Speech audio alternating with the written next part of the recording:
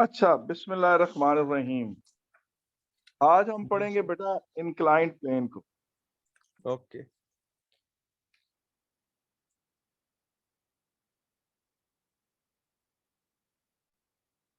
अच्छा, ये चीज देखें कि फर्ज करें कोई इस तरह करके कोई सरफेस है जी sir. Which is making an angle hmm, theta with x axis. ठीक है। ये और आप हम जो इसकी जो ये वाली सरफेस है, इस सरफेस को बोलते हैं इंक्लाइंड प्लेन।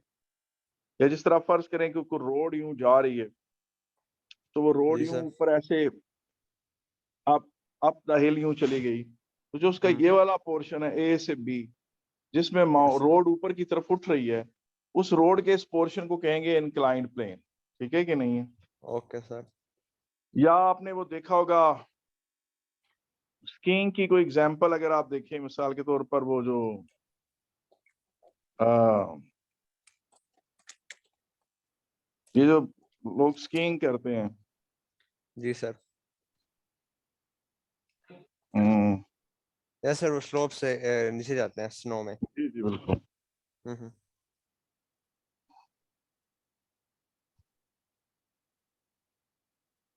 मिसाल के तौर पर ये जो नीचे की तरफ बंदा जा रहा है, हम्म, ये जो ये देखें, ये यस जो सर। मोशन है, ये मोशन डाउन द इंक्लाइन है। हाँ जी। ये थोड़ी अनइवन इंक्लाइन है, लेकिन ये हम्म, भी फिजिक्स में डाउन द इंक्लाइन है। ठीक है कि नहीं? यस बहुत सर। स्टीप हो जाए तो हम कहते हैं कि जी, बहुत ज्यादा स्टीप हो जाए तो हम कहते हैं जी एंगल ऑफ इंक्लिनेशन बहुत ज्यादा है। मिसाल यस के सर। तौर पर अगर कोई इस तरह करके हो, बहुत ही यूं करके हो ऐसे, तो इसमें हम हम्म, कहेंगे कि एंगल ऑफ इंक्लिनेशन ज्यादा है। ओके और सर। अगर कोई इस तरह करके हो तो हम कहेंगे कि एंगल ऑफ इंक्लिनेशन जो है वो कम है। तो आए हम्म, जनाब, हम इंक्लाइन प्लेन को देखते हैं। सबसे case number 1,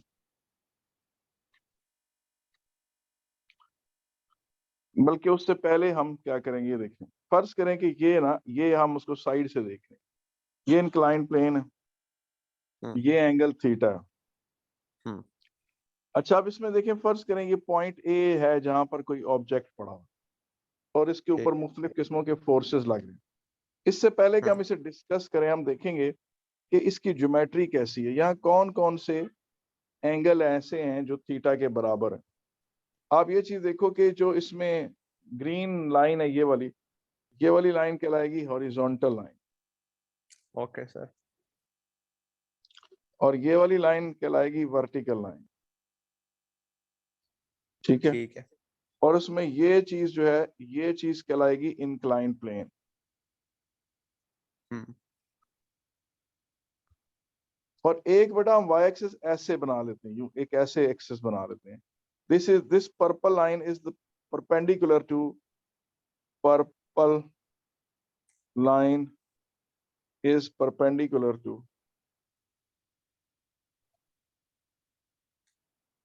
to incline plane. ठीक है।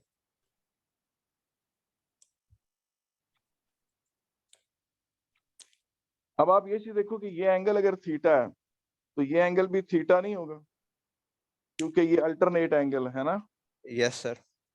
और अगर ये एंगल थीटा है, तो ये एंगल भी थीटा है, क्योंकि ये दोनों आपस में कॉरस्पॉन्डिंग एंगल्स कहलाते हैं, है ना जी। हम्म, और अगर ये एंगल थीटा है, तो ये वाला एंगल 90 माइनस थीटा होगा। सर कौन सा? यस सर, ठीक है। और अगर ये 90 माइनस थीटा है, तो फिर ये वाला एंगल थीटा होगा। सर ये आखिरी पार्ट अभी एक्सप्लेन कर रहे हैं, 90 उसकी माइनस वजह थीटा ये, वाला। मेरी बात सुनना, कि देखें ये चीज भी तो 90 डिग्री का एंगल है ना। इस हाँ जी। एंगल में ये वाला जो पोर्शन, अगर ये वाला एंगल जो है ये हम्म, 90 माइनस थीटा है, तो फिर ये थीटा होगा, यस क्योंकि सर, ठीक 90 है। में से 90 माइनस थीटा को माइनस करें तो ये बनता है। ओके सर ठीक जी। है? हम्म, और अगर ये एंगल थीटा है, तो फिर ये एंगल थीटा। हम्म, ठीक है कि नहीं है? ठीक है सर जी। तो ये एक ज्योमेट्रिकल फैक्ट है, यूजफुल ज्योमेट्रिकल फैक्ट, कि ये पांचों जो हैं एंगल हमेशा सेम होंगे, और it is useful for us know that. ये काफी क्या ओके है, सर। यूजफुल चीज है कि इनको हम हम्म, जाने और पहचाने। ठीक है कि नहीं है? Okay sir. Hmm. So it's a useful geometrical figure. It is a useful geometrical fact. Hmm.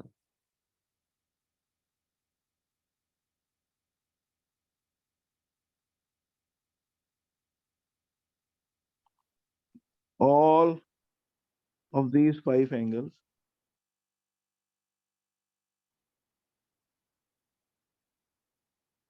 are equal. Useful geometrical. अच्छा, अब हम आगे चलते हैं। अच्छा, अब ये चीज देखें कि जो इंक्लाइंड प्लेन है उसमें जो जी हम ये फर्ज करें कि मैं आपके सामने ये इंक्लाइंड प्लेन है। फर्ज करें कि आपको ना इस तरह की कोई चढ़ाई चढ़नी पड़ेगी। Let us suppose for a while yes sir. Dotted line वो है जो पीछे छुपी हुई है स्ट्रक्चर के, ठीक है कि नहीं, सामने नहीं। जी ये एंगल ऑफ थीटा है। अगर आप बेटा इस तरह चढ़ते हैं ना, इस तरह मूव करते हैं, इसे कहते हैं line of greatest slope. Line of क्या? Greatest greatest slope. स्लोप, हाँ हाँ, इसको क्या ठीक है। कहते हैं? Line of greatest slope. हाँ,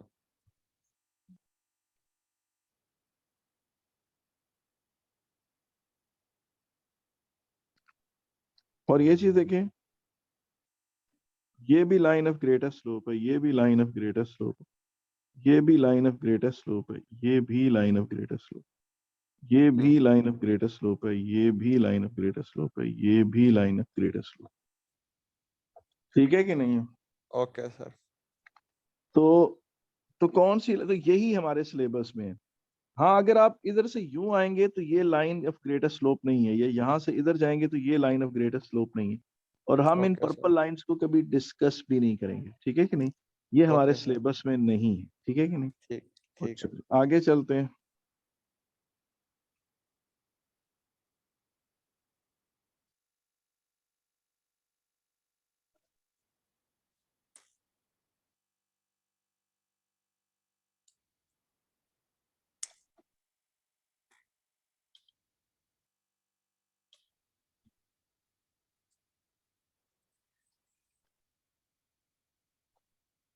अच्छा जी, अब हम जी आगे सर। बात करते हैं जनाब, और हमारी अगली बात ये है कि ये एक ऑब्जेक्ट है पॉइंट ए पे पड़ा हुआ। हाँ, हम्म, हाँ जी। और इस ऑब्जेक्ट पर अगर फर्ज करें कि ये इंक्लाइन प्लेन स्मूथ है, फर्ज करें कि ये आइडियल है, यस सर। आइडियल केस है कि स्मूथ इंक्लाइन प्लेन, अगर ये स्मूथ इंक्लाइन प्लेन है तो फिर इस पे लगने वाले फोर्सेस उस ऑब्जेक्ट पे कितने हैं? फर्ज करें ये पॉइंट ए पर एक ऑब्जेक्ट पड़ा हुआ है, इस पे लगने वाले फिर दो ही फोर्सेस हैं। इस पे लगने वाले क्या हैं? दो दो ही फोर्सेस हैं। फोर्सेस हैं। एक है इसका वेट mg नीचे की तरफ, यस सर। और एक ये जो सरफेस है ये अपने परपेंडिकुलर फोर्स लगा रही है, इसको कहते हैं normal contact force. Okay sir.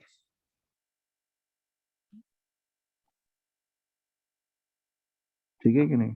ये दो फोर्सेस। और आप ये चीज देखें कि ट्रेडिशनली स्पीकिंग हम जो है, जो अपने एक्स एक्सिस और वाई एक्सिस चुनते हैं, वो हम all along the X incline plane, हम ये हमारा एक्स एक्सिस हो गया, और ये अलोंग वाई एक्सिस ये हमारा इंक्लाइन, ये वो हो गया वाई एक्सिस। ठीक है कि नहीं? Yes sir. और अब ये चीज देखें कि ये आपके पास, आप नोट करें कि क्या नाम है, ये अगर एंगल थीटा है तो फिर ये एंगल भी थीटा है। तो हमें ओके। वेट को रिजॉल्व करना पड़ता है, वेट के हमें दो टुकड़े करने पड़ेंगे। तो अब वेट के जो हम दो टुकड़े करेंगे वो किस तरह के होंगे? वो ये एक रेक्टेंगल बना लेंगे हम, ओके ठीक सर। है कि नहीं? तो उसमें वेट का एक कंपोनेंट वो है जो सरफेस को, इंक्लाइन प्लेन को प्रेस कर, ये कंपोनेंट, ये कंपोनेंट वेट का वो है जो इसको इंक्लाइन प्लेन को प्रेस कर रहा है, सरफेस को प्रेस कर रहा है, या उसको जो फील हो रहा है। और ये आप जानते हैं, आप अगर इसको क्या कहते हैं, एक इसको कह लें, लेट्स से इसको आप एफ वाई कह लें, तो आप खुद देखें इस ट्रायंगल को जरा गौर से देखें, जो ये वाली ट्रायंगल है जिसे मैं शेड कर रहा हूँ, इसमें F yes sir. Y over M G hypotenuse है, एफ वाई जो है वो बेस है, या एडजेसेंट जिसे कहते हैं, तो ये कॉस थीटा के बराबर है, तो ये एफ वाई एम जी कॉस थीटा के बराबर। और आइंदा से हम ये वर्किंग नहीं करेंगे, आपको ये डायरेक्ट आना चाहिए लिखना। तो एम जी कॉस थीटा वो है, वो कंपोनेंट ऑफ वेट है which is pressing the surface. तो m g Okay, cos sir. Theta component of weight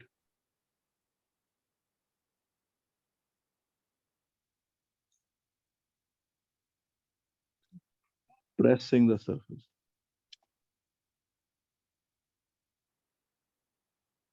mg component of weight pressing the surface, ठीक है कि नहीं। और Okay, sir. दूसरा कंपोनेंट जो है mg का वो ये वाला है, सबसे जो से कहते हैं ना शरारती कंपोनेंट उसका, जिसको मैं रेड से दिखाता हूँ, ये वाला, ये वाला है जो ऑपोजिट है।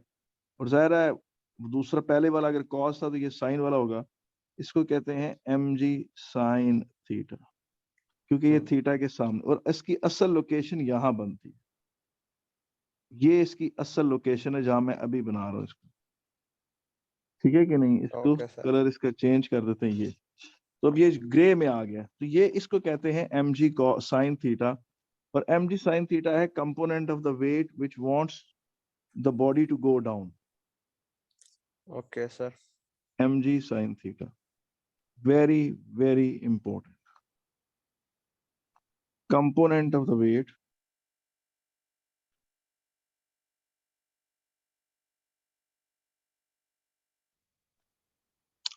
acting in the downward direction।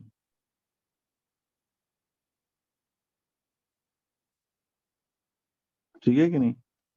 अगर ठीक है बंदे सर। को किसी को ना पता हो तो इसको बंदा एफ वाई कह ले या एफ एक्स कह ले, और फिर आप बंदा देखे कि परपेंडिकुलर ओवर हाइपोटेन्यूज है उस ट्रायंगल का जिसे हमने शेड किया है, और यूं करके आप इसको साइन थीटा कर सकते हैं, और F Y is equal to M ji sine theta.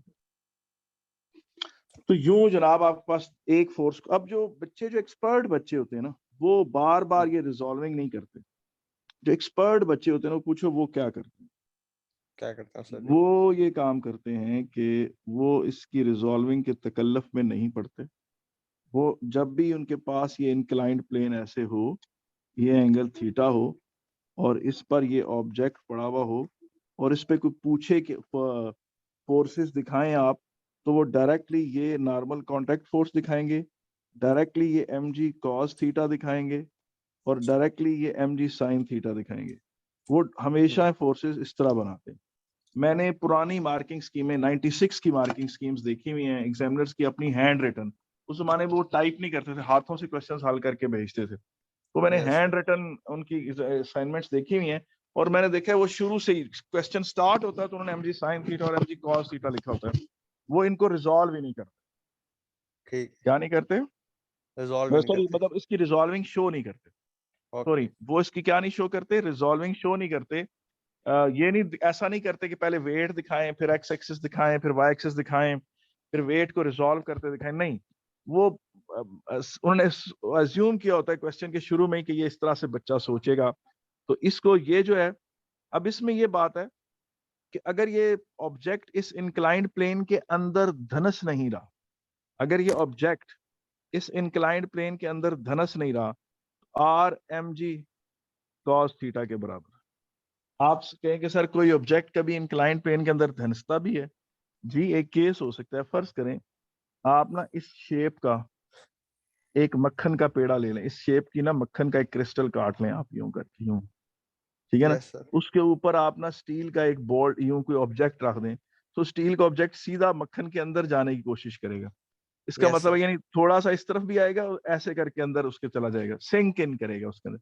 उसकी यस वजह यह सर। कि मक्खन एनफ आर नहीं लगा सका कि वो एम जी कॉस थीटा को बैलेंस कर सके। तो okay normal sir. Rigid surfaces में when something is not embedded, is not being entering into the surface, तो वो R M G cos theta के बराबर है, ठीक है कि नहीं। अब केस वन जो है, सिंपलेस्ट केस जो है वो क्या है, केस वन ये है,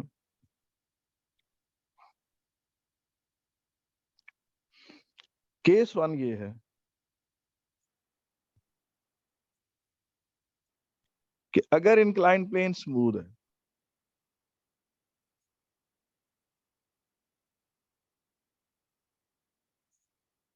तो फिर क्या होगा? ये ऑब्जेक्ट जो है object will accelerate down. Yes sir. ठीक है, क्या है ऑब्जेक्ट क्या करेगा? Accelerate Accelerate down down. करेगा। ऑब्जेक्ट जब एक्सेलरेट डाउन करेगा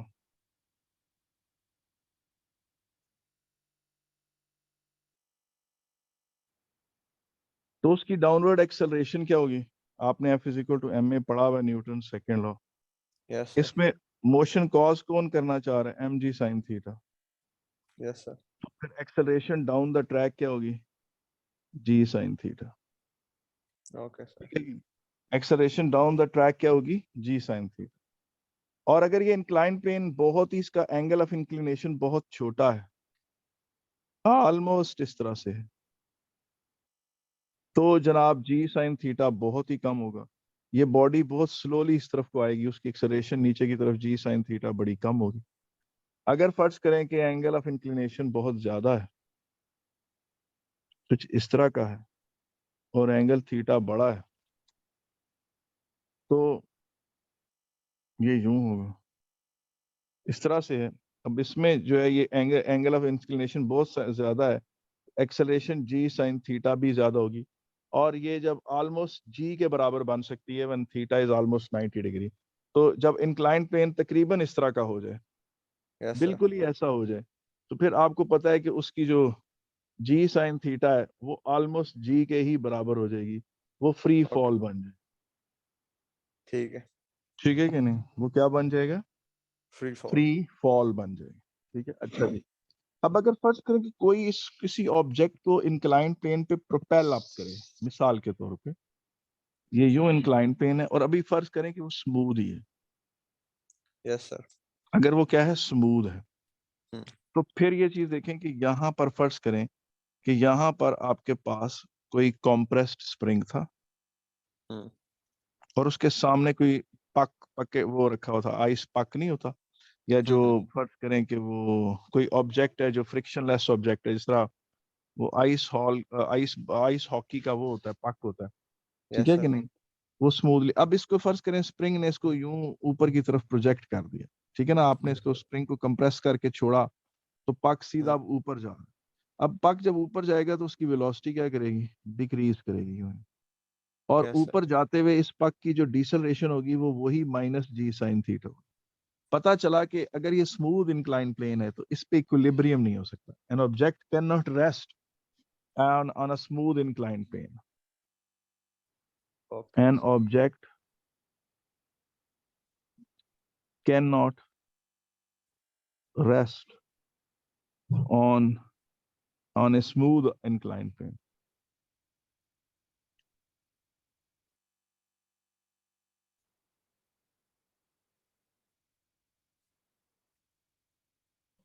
An object cannot rest on a smooth inclined plane. ठीक है कि नहीं है?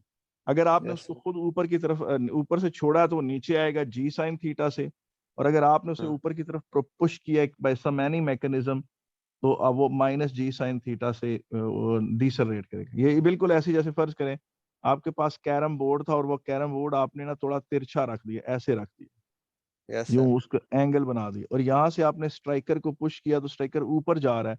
और फर्ज करें आपने इस कदर बोरग और डेंटल छिड़का हुआ है कि बिल्कुल हम्म। फ्रिक्शनलेस सरफेस है, तो स्ट्राइकर की जो अपवर्ड मूवमेंट है उसमें उसकी एक्सेलरेशन जो है वो माइनस जी साइन थीटा के बराबर।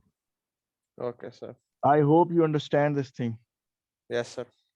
अब केस नंबर 2 आ जाता है।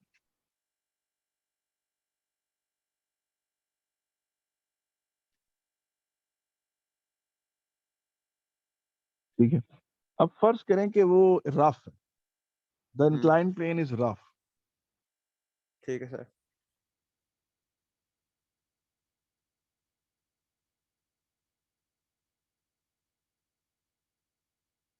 अब अगर इंक्लाइन प्लेन रफ है तो फिर पूछें क्या होगा? इंक्लाइन सर प्लेन ये अगर रफ है तो फिर ऑब्जेक्ट और मूव। रफ है, एंड लेट्स से साथ एक कंडीशन और भी है कि if the object is at rest, yes sir. And object is at rest. अगर इंक्लाइन प्लेन रफ है और ऑब्जेक्ट जो है वो एट रेस्ट है, तो फिर पूछें क्या चीज होगी, फिर ये होगा कि फ्रिक्शनल फोर्स जाहिर है उसका काम मोशन को अपोज करना है, तो यूं लगेगा फ्रिक्शनल फोर्स। फ्रिक्शनल फोर्स को हम छोटे एफ से जाहिर कर रहे हैं।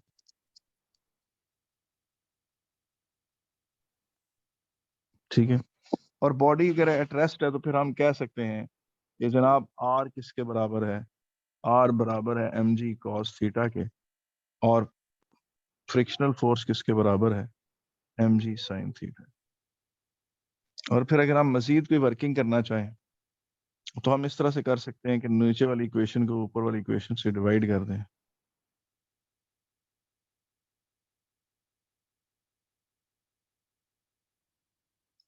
ये बन जाएगा जी F over R is equal to tangent theta,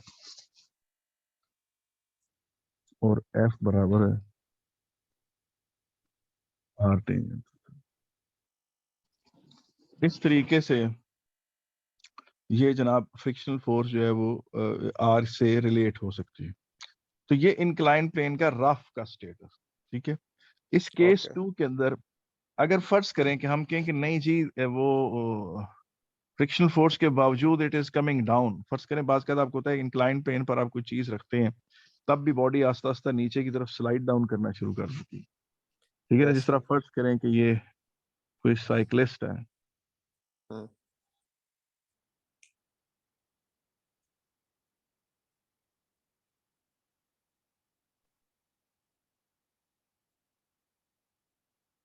ये साइकिलिस्ट है, ये इसके ऊपर बंदा बैठा हुआ है और ठीक है ये सर। नीचे की तरफ आ रहा है आस्ता आस्ता, और इसे हम्म फ्रिक्शनल फोर्स भी लग रही है ऊपर की तरफ। ये फ्रिक्शनल यस। फोर्स है, ये एम जी साइन थीटा नीचे की तरफ और फर्ज करें वो फिलहाल पैडल नहीं कर रहा। पैडल हाँ ना करने की मतलब ये है कि वो सिर्फ अपने वेट के फोर्स पे नीचे आना चाह रहा है। यस फिलहाल सर वो ठीक। पैडलिंग नहीं कर रहा। अगर पैडलिंग करना शुरू कर देगा तो एक इंजन फोर्स एक्स्ट्रा साथ शामिल हो जाएगा, वो यस हम सर। नहीं डिस्कस कर रहे। ठीक है ना। Okay okay. हाँ, साइक्लिस्ट एक्सेलरेटिंग डाउन।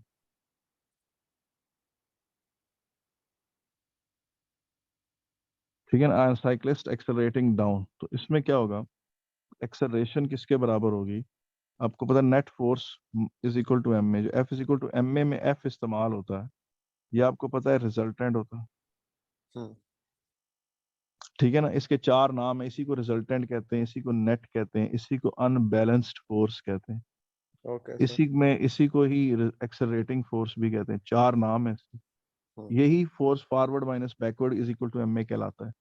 अब जो ड्राइविंग फोर्स है वो क्या है, एम जी साइन थीटा, और अपोजिंग फोर्स क्या है, frictional force is equal to M A. अगर तो साइक्लिस्ट एक्सेलरेट कर रहा है और फ्रिक्शनल फोर्स एनफ नहीं है कि बॉडी को रोक सके, तो ये ओके जनाब सर। आपका हो गया केस नंबर 3। हम्म ठीक है कि नहीं, ये केस नंबर क्या हो गया, 3। 3 है। ठीक है कि नहीं। अच्छा जी, अब आप खुद देखें कि ये जनाब, सर ये दोस्त ने ऊपर कर मेरे सपर ने सेटिक से। ये ओके ये आपने लिखना नहीं है, ये आपको भी मिल जाएंगे नोट्स सारे। Okay sir. हाँ, ये नोट्स आप ही के लिए लिखे जा रहे हैं, ये भी आपको मिल जाते हैं। ठीक है। ठीक है सर। टॉपिक का नाम है इंक्लाइन प्लेन।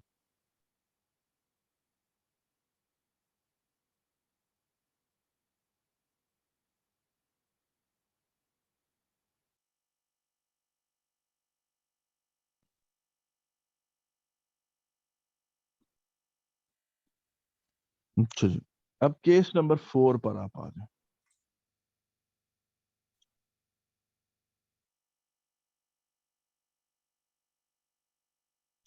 फर्ज करें कि आपने इस ऑब्जेक्ट को ऊपर थ्रो किया है, यानी पॉइंट ए से फर्ज करें आपने इसको ऊपर शॉट मारी है और ये बॉडी रोल करती हुई ऊपर की तरफ जा रही है। ठीक है ओके। ना, आपने इसको पॉइंट ए से हिट किया ऊपर की तरफ, या फर्ज हम्म करें कोई ऐसे कोई गोल्फ बॉल थी या कोई पक था, बल्कि पक कहना ज्यादा अच्छा, बॉल नहीं कहना अच्छा, क्योंकि बॉल हम्म इसलिए नहीं कहना अच्छा कि बॉल जब इंक्लाइन प्लेन पे मूव करती है तो रोल करती हुई जाती है।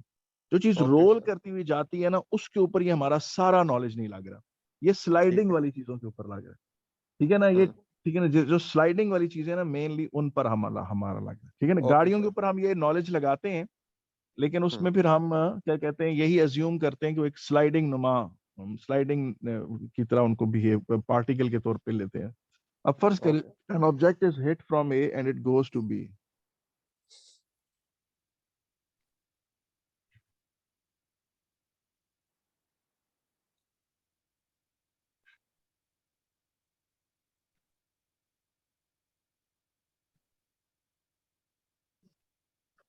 तो इसमें फिर क्या होगा, इसमें फिर फ्रिक्शनल फोर्स नीचे की तरफ एक्ट करेगी।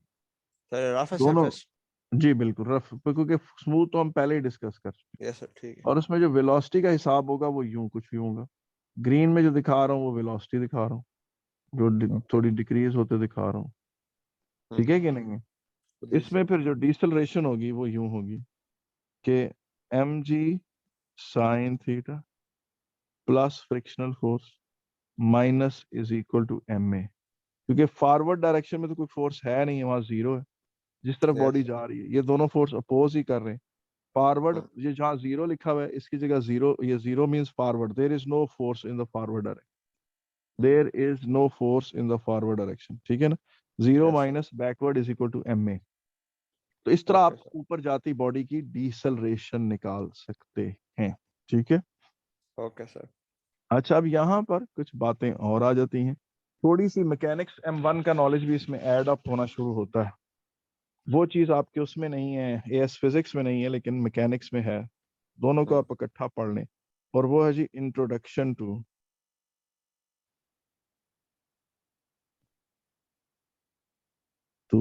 Coefficient of friction.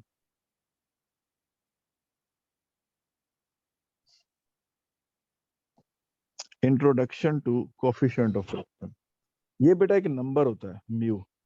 अच्छा, अब ये देखें, ये नंबर, ये जो सिंबल है, ये आपको पता है, ये सिंबल आपने माइक्रो के मानों में भी देखा हुआ है, यस जिसको सर। आप 10⁻⁻⁶ कहते हैं। Yes sir. यहाँ पर ये उस माइक्रो के मानों में इस्तेमाल नहीं हो रहा। आपने ओके। इसको म्यू को एज मास पर यूनिट लेंथ में भी पढ़ा होगा, जब अगर आप स्टेशनरी वेव्स पढ़ेंगे, तो वो भी नहीं फिलहाल हम पढ़ रहे। ठीक है कि नहीं? ठीक है। ठीक है। अच्छा, इस म्यू को पार्टिकल म्यूऑन, एक एलिमेंट्री पार्टिकल है, वो म्यूऑन के तौर पे भी इसको लेते हैं, वो भी नहीं हम फिलहाल डिस्कस कर रहे। इसका मतलब है कि ना हमारी म्यू से मुराद 10⁻⁶ है, ना ही माइक्रो से फिजिक्स की किसी और टॉपिक से रिलेटेड कोई सिंबल जहाँ इस्तेमाल हो रहे हैं म्यू के लिहाज से, वो नहीं हमारे से। हम इसे पढ़ रहे हैं as a coefficient of friction. Mu जो है, अगर एक बड़ी ही रफ सरफेस, फर्ज करें कि ये कोई ऑब्जेक्ट है और ये कोई सरफेस है। फर्ज करें कि इस ऑब्जेक्ट का ये जो हिस्सा है ये बड़ा रफ है, और दूसरा भी जो सरफेस है वो बड़ी रफ है। और जब आप ऊपर वाले ऑब्जेक्ट को यूं इस तरफ करके अप्लाई करते हैं फोर्स F, और उसको स्लाइड करते हैं नीचे वाली सरफेस के ऊपर, और एक बहुत ही ग्रेट फ्रिक्शनल फोर्स डेवलप हो जाता है इस तरफ, और यस। ये स्लाइड करते हुए अच्छा खासी यहाँ हीट प्रोड्यूस होती है, तो आप कहेंगे कि कोफिशिएंट ऑफ फ्रिक्शन हाई है। Mu is high if friction yes. between two surfaces is very high, if frictional force between two surfaces is high। ठीक है कि नहीं? Mu is high if frictional force between two surfaces is high, और yes sir. frictional force is, coefficient of friction is low if the frictional force is less। coefficient of yes. friction क्या है बेटा? कम है अगर frictional force कम है। coefficient of friction क्या है? is less। coefficient of,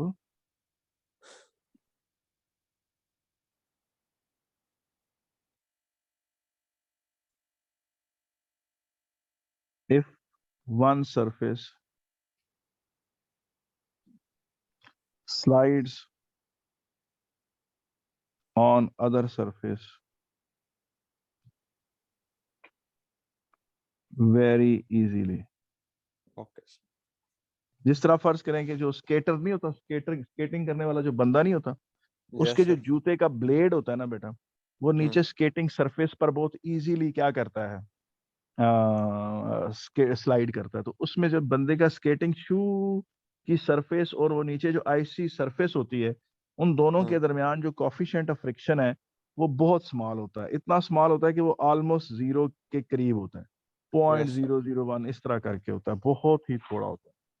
ठीक है कि ओके नहीं? सर। ठीक है। तो बिल्कुल ही जीरो हो जाए तो फिर तो स्लाइडिंग हो ही नहीं सकती, तो वो उसमें कम होता है, ठीक है ना। अब कोफिशिएंट ऑफ फ्रिक्शन किस किस और बातों पे डिपेंड करता है, मैं वो देख लूं। फर्ज करें कि ये आपके पास एक वो है हॉरिजॉन्टल टेबल है, ये क्या है जी, टेबल। फर्ज करें कि यहाँ एक ऑब्जेक्ट पड़ा हुआ, and you want to measure the coefficient of friction between table and the object. Okay sir.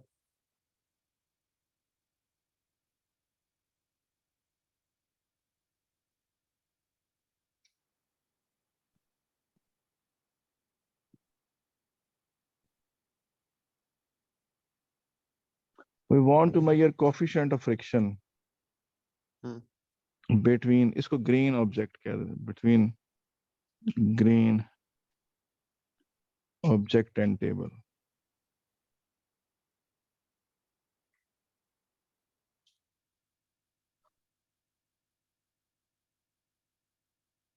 ठीक है ना। We want to Yes, sir. measure coefficient of friction between green table and green object and table। हम ऐसा करते हैं कि हम यहाँ से एक धागा बांधते हैं यूं, और यहाँ पर ये पुली है, ठीक है। ठीक है कि नहीं, और ये धागा जो है इस पुली के ऊपर से यूं नीचे गुजर कर नीचे आ रहा है, और यहाँ पर आपने एक वेइंग पैन लगाया हुआ,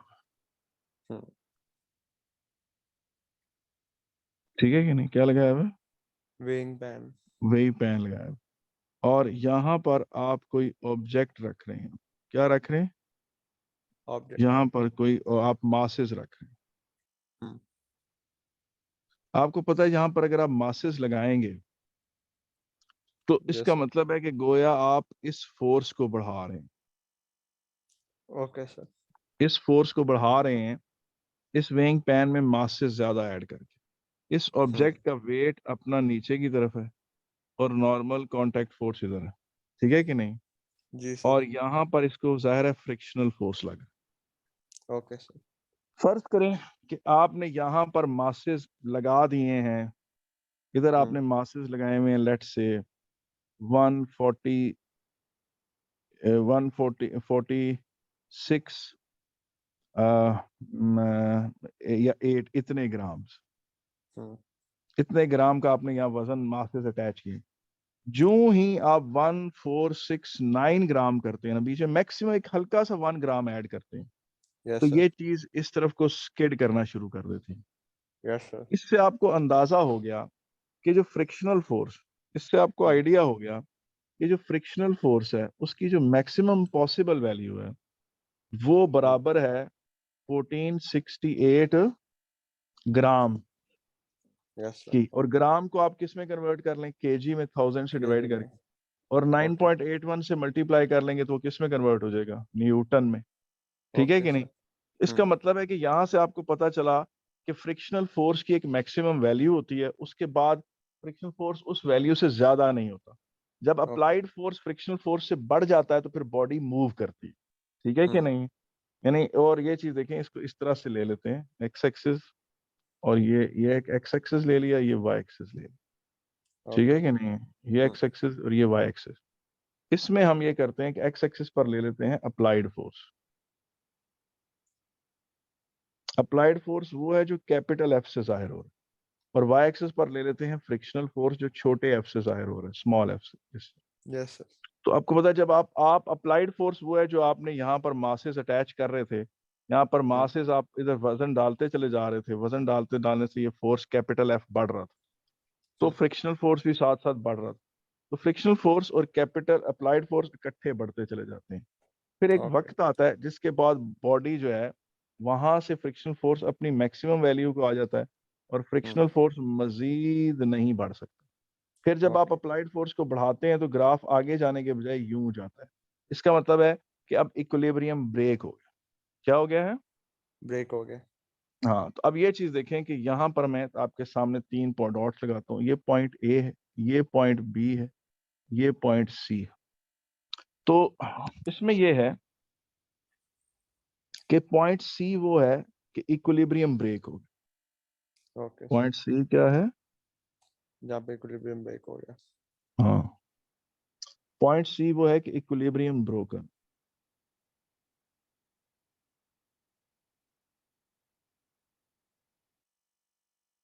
Equilibrium broken, body has started accelerating.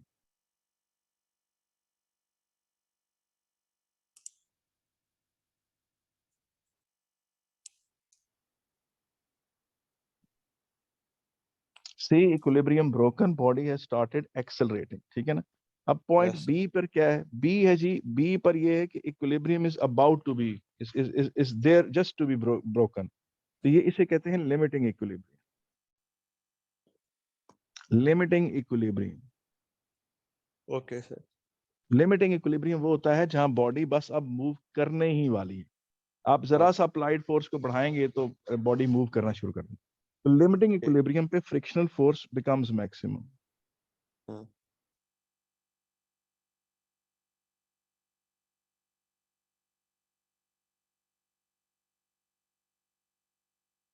और पॉइंट ए वो है कि body is in equilibrium but it is not in limiting equilibrium. अभी फ्रिक्शनल फोर्स में हिम्मत है कि मजीद Yes sir. थोड़ा सा और कैपिटल एफ बढ़े तो उसे बढ़ाए. ठीक है ना? Okay sir. Equilibrium but So not still has more. Limiting. Hmm. Limiting. Frictional force can hang on. Hmm. हाँ, हम जनाब पॉइंट बी को हम गौर से देखते हैं. पॉइंट बी और सी हमारा जो है ना मेन कंसर्न रहेंगे. बेटा Hmm. ये चीज है कि मेरी बात सुनिए. ये देखिए, फर्ज करें कुछ सरफेस है आपके पास, आप समझते हैं बड़ी स्मूथ सरफेस है, Yes और sir. ये देखें ये इसके ऊपर कोई इंक्लाइन एक कोई ऑब्जेक्ट पड़ा हुआ है इस तरह से. Hmm. आपका ख्याल है ये ऑब्जेक्ट बड़ा स्मूथ है, लेकिन अगर आप इनको जूम इन करें यहाँ से इनकी सरफेसेस को, तो आप Hmm. देखेंगे कि इवन जो सरफेस जिसके बारे में आपका ख्याल है कि वो बड़ी स्मूथ है, उसमें भी इस तरह करके ग्रूव्स हैं. ठीक है कि नहीं? Yes roughness sir. मौजूद है, उसके अंदर भी स्पाइक्स हैं. Okay. और वो सरफेस जो ऊपर ऑब्जेक्ट था उसके अंदर भी स्पाइक्स हैं. Hmm. और फर्ज करें कि ये दोनों सरफेसेस जो है वो एक दूसरे के अंदर एम्बेड हो जाती हैं. जब आप यहां से एक फोर्स लगाते हैं, Yes sir. जब आपने यहां से फोर्स एफ लगाया, तो फ्रिक्शनल फोर्स इस तरफ को लगती है. ये फ्रिक्शनल फोर्स इस बात पर रिलाय करती है कि ये दोनों सरफेसेस एक दूसरे के अंदर कितनी खूबी हुई हैं. एक के जो स्पाइक्स हैं वो दूसरे के ग्रूव्स में गए हुए हैं, और उसके स्पाइक्स उसके ग्रूव्स में गए हुए हैं. तो फ्रिक्शनल फोर्स की जो मैक्सिमम वैल्यू है वो Hmm. प्रोपोर्शनल है नॉर्मल कांटेक्ट फोर्स के. यानी Okay normal sir. Contact force का ज्यादा होना ये बात Hmm. इंश्योर करता है कि ये दोनों सर्फेसिस एक दूसरे के साथ खासी पेविस्ट हैं, एक दूसरे के Yes sir. अंदर एम्बेड है. ठीक है कि नहीं? जिस तरह फर्ज Okay sir. करें कि एक हाथ की आपकी ये उंगलियां हैं, और आप दूसरे Hmm. हाथ की उंगलियां यूं बीच में दे दें, तो आपके दोनों हाथ आपस में क्या हो गए हैं? Sir. लॉक हो गए. Yes हाँ? sir. अब आप एक Okay. हाथ को इस तरफ और दूसरे हाथ को इस तरफ मूव नहीं करा सकते, है ना जी? Hmm. हाँ जी. मुश्किल हो जाता है. तो फ्रिक्शनल फोर्स की जो मैक्सिममनेस है वो नॉर्मल कांटेक्ट फोर्स के ज्यादा होने पर है. और जब आप प्रोपोर्शनैलिटी को इक्वालिटी में बदलते हैं, तो जो कांस्टेंट बीच में आता है वो है जी कोफिशिएंट ऑफ फ्रिक्शन. Hmm.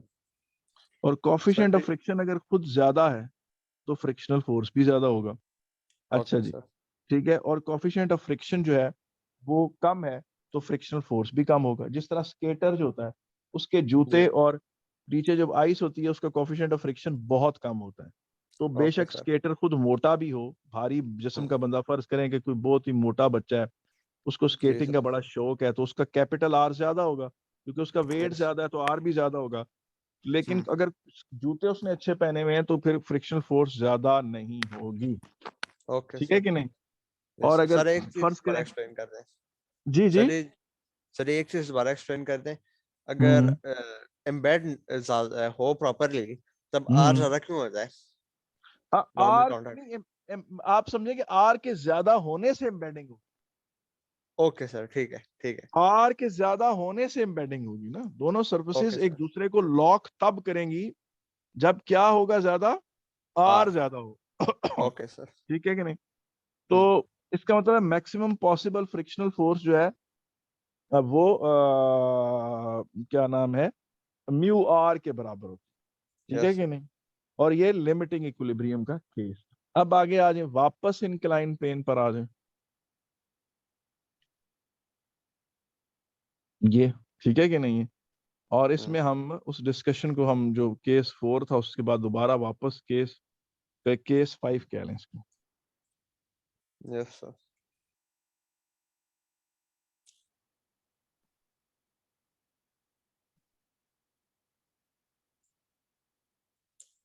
क्या जी, केस 5। अब यहां से बेटा ये थोड़ा सा आप कह लें कि ज्यादा मैकेनिक्स 1 की तरफ जा रहा है और फिजिक्स में भी इसका इस्तेमाल है, दोनों में इसके क्वेश्चन आए हुए हैं, लेकिन मैकेनिक्स 1 में बहुत ज्यादा इसके क्वेश्चन।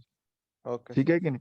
अब आप कहें कि body is at rest and system is in equilibrium.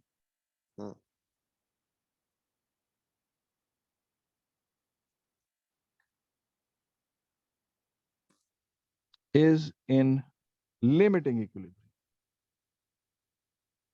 Limiting equilibrium का मतलब है कि अब जरा सा कुछ हुआ तो ये नीचे की तरफ स्लाइड डाउन करेगी। जरा सा कुछ क्या हो, फर्ज करें कि आपके पास, आप एक एक्सपेरिमेंट कर रहे हैं, आप फिजिसिस्ट हैं, आपके पास एक इंक्लाइंड सरफेस है जिसका एंगल ऑफ इंक्लिनेशन आपके कंट्रोल में, जिस तरह आपको होता है ना वो डेस्क का लिड होता था, वो आप ऊपर नीचे कर सकते थे। बिल्कुल आप फर्ज करें कि आपके पास ये जो इंक्लाइंड सरफेस है, इसका एंगल थीटा आपके कंट्रोल में है। आप चाहें तो ये इस इंक्लाइंड सरफेस को चेंज कर सकते हैं। ठीक है कि नहीं? इस तरह से तो ये थीटा 1, थीटा 2, थीटा 3, इस तरह से ये चेंज हो रहा है एंगल ऑफ इंक्लिनेशन। अब एंगल ऑफ इंक्लिनेशन चेंज हो रहा है तो ये देखेंगे इस तरह से, यहां पर ऑब्जेक्ट, ये एंगल थीटा है और ये एम जी कॉस थीटा। मैंने कहा ना कि वेट को शो करने की जरूरत ही नहीं है, वेट को डायरेक्ट उसके कंपोनेंट्स में शो किया करें, खुद भी सुखी रहे। और ये ले, अब फ्रिक्शनल फोर्स इस तरफ को लगेगी, आप थीटा बढ़ा रहे थे, एक खास वैल्यू ऑफ थीटा ऐसी थी कि जिससे जरा सा आपने आगे करते थे ना, मतलब उसको एंगल थीटा को बढ़ाते थे तो बॉडी स्लाइड डाउन करती। तो आपको पता चल गया कि ये एंगल है जिस पर लिमिटिंग इक्विलिब्रियम, ये एंगल है जिस पे क्या है, लिमिटिंग लिमिटेड। इक्विलिब्रियम।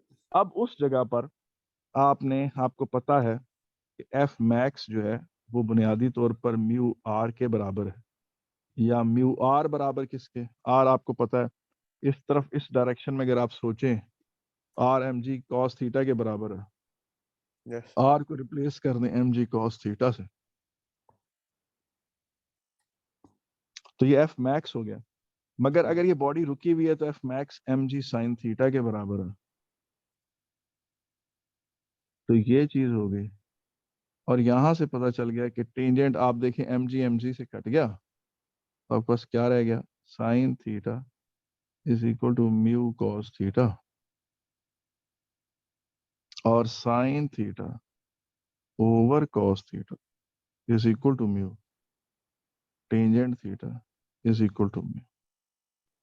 ये इसका मतलब है एंगल ऑफ इंक्लिनेशन या मैक्सिमम एंगल ऑफ इंक्लिनेशन, जिसके बाद बॉडी उससे बड़ा एंगल नीचे करे तो बॉडी नीचे की तरफ स्लाइड डाउन शुरू कर देती है, वो ये। तो ये वो है जिस तक बॉडी लिमिटिंग इक्विलिब्रियम में रहेगी। ये जनाब आपका आ गया जी केस नंबर 5। अब आ जाते हैं जी केस नंबर 6 पर आ जाए। सर टोटल से कितने केसेस हैं? ज्यादा नहीं है, केस 6 हो गया। पहला वाला केस क्या था, 5, ये केस 6 हो गया। केस 6 ये है कि the body is accelerating down.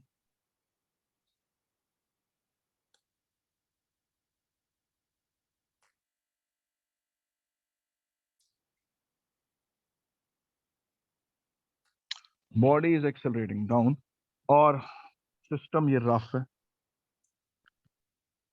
अच्छा, जब बॉडी एक्सेलरेट डाउन शुरू कर देती है तो फ्रिक्शनल फोर्स अपनी मैक्सिमम वैल्यू पर बस कांस्टेंट हो जाता है, म्यू आर।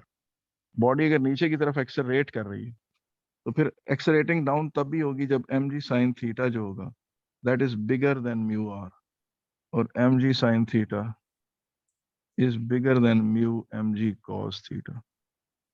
तो फिर आपको पता है downward force minus upward force is equal to M a, forward force minus backward force is equal to M a. और फिर इसमें से आप m को कॉमन ले लें, g sine theta minus mu G cos theta is equal to M A, and acceleration is equal to g sine theta minus mu G cos theta. तो इस तरह से आपके पास ये एक्सेलरेशन की वैल्यू है। इस तरह से क्या हो गया जी, आपके पास एक्सेलरेशन की डाउनवर्ड की ये वैल्यू आ गया। कोई इश्यू तो नहीं है बेटा इसमें? जी सर, नहीं। Case number 7।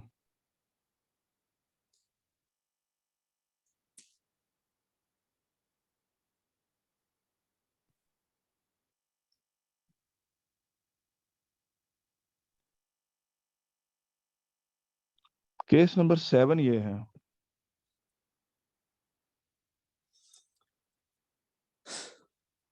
कि फर्ज करें कि आप इस ऑब्जेक्ट को ऊपर खींच रहे हैं बाय सम फोर्स। आप इस ऑब्जेक्ट पर एक फोर्स लगा रहे हैं एक्स इन अपर डायरेक्शन और it's moving up with the constant velocity. Object is moving up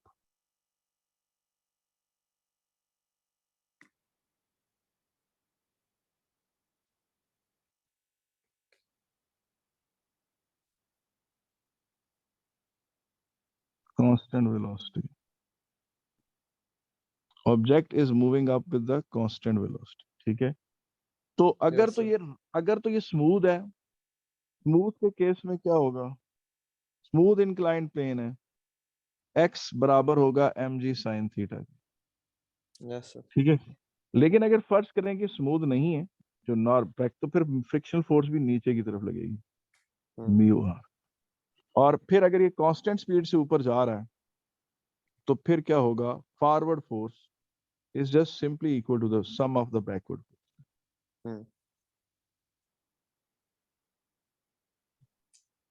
Some of the forces which are trying to stop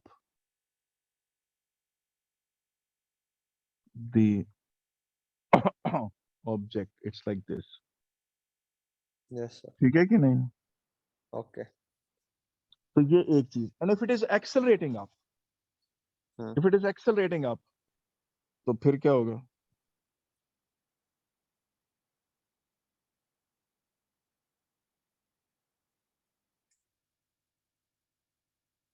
तो फिर होगा x minus sum of forces which are trying to stop the body is equal to ma। ठीक है बेटा, yes sir. कोई issue तो नहीं है इसमें? नहीं सर। ठीक है कि नहीं? अच्छा जी। If it is accelerating up like this, ठीक है। अच्छा, बाज का एक बंदा है, वो बेचारा थका हुआ है बड़ा। Yes sir. किसी बंदे ने उसकी ड्यूटी लगाई है कि जनाब आपने इस बॉडी को नीचे नहीं गिरने देना, ओके सर। पर उसकी उसकी ड्यूटी सिर्फ ये है कि वो इस ऑब्जेक्ट को नीचे ना गिरने दे, और बेचारा थका हुआ है, तो वो एक फोर्स लगा रहा है एक्स। Yes sir.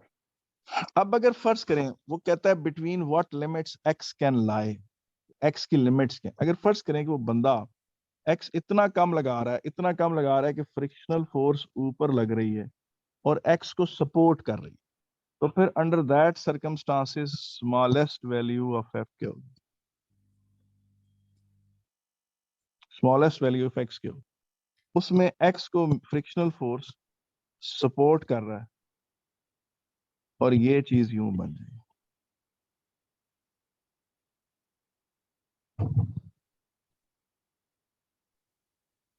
और एक्स स्मॉलेस्ट वैल्यू क्या होगी,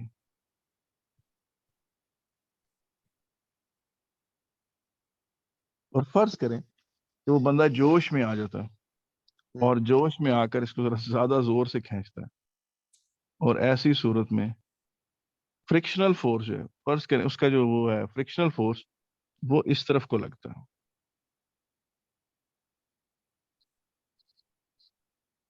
और उसका जो एक्स है वो इस डायरेक्शन में। अब ये एक्स की लार्जेस्ट वैल्यू, इन दोनों सूरतों में इसमें लार्जेस्ट वैल्यू ऑफ एक्स क्या होगी, एक्स बराबर होगा जी एम जी sine theta plus mu R, और आर आपको पता है एम जी कॉस थीटा के बराबर है। तो इसका मतलब यस है सर। कि वो बंदा जो है उसकी एफ, उसका जो अप्लाइड फोर्स है, जब तक वो इस रेंज में रहता है, ठीक है कि नहीं, इस रेंज Yes, में sir. रहता है। ऑब्जेक्ट क्या रहेगा? वो इक्विलिब्रियम में। descend नहीं करेगा, हाँ, equilibrium में डिसेंड। रहेगा. हम इसको फिलहाल ना इसको ज्यादा घसीटते नहीं है क्योंकि इसमें मालूमात